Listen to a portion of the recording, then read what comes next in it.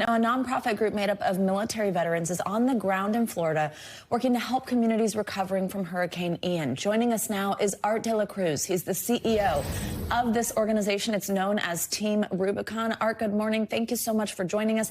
Thank you for what you are doing. Obviously, as we just heard from our friend there, Jose, there is just so much that needs to be done, so much help needed. Tell us about the disaster response efforts that your team is putting in here. Where are your crews right now, and what are they doing to try to help?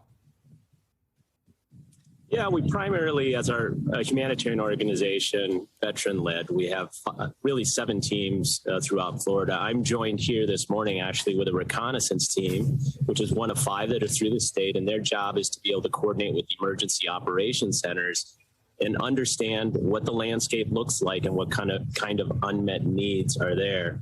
I'm also joined by one of 2 of our route clearance teams, which are consisted of personnel who are able to use chainsaws to fell down trees and then also heavy equipment operators to help clear roadways. So for each of these efforts, we're coordinating very closely with the Emergency Operations Center, both in Tallahassee, Florida, and here in Fort Charlotte, to ensure that we're coordinating and making roadways passable. And then we'll start the hard work of moving debris, tarping roofs, and helping people on their worst day.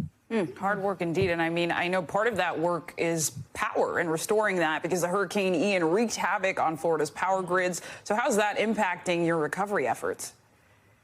Yeah, we slept in the dark last night, which is not something new to us. The biggest thing with regards to power is right now it's safety.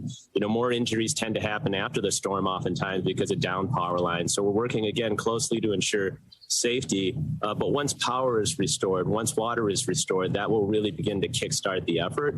But our group, again, leveraging those veteran-led skills, we're used to those austere conditions. So we'll start moving in and doing work. We also know Hurricane Ian, Hurricane Ian is expected to make its 3rd landfall in the southeast this afternoon in South Carolina.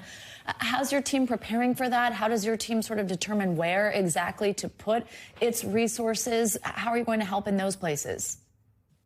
Yeah, our team has a very large footprint. As we speak, we have a team in Ukraine delivering medical training. We have a team in Puerto Rico that's helping after Hurricane Fiona.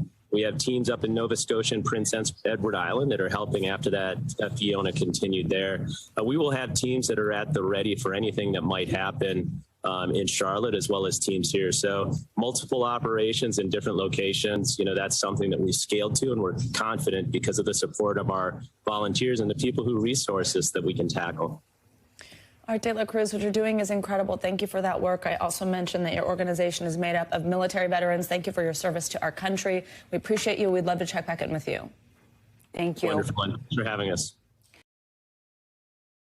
Thanks for watching our YouTube channel. Follow today's top stories and breaking news by downloading the NBC News app.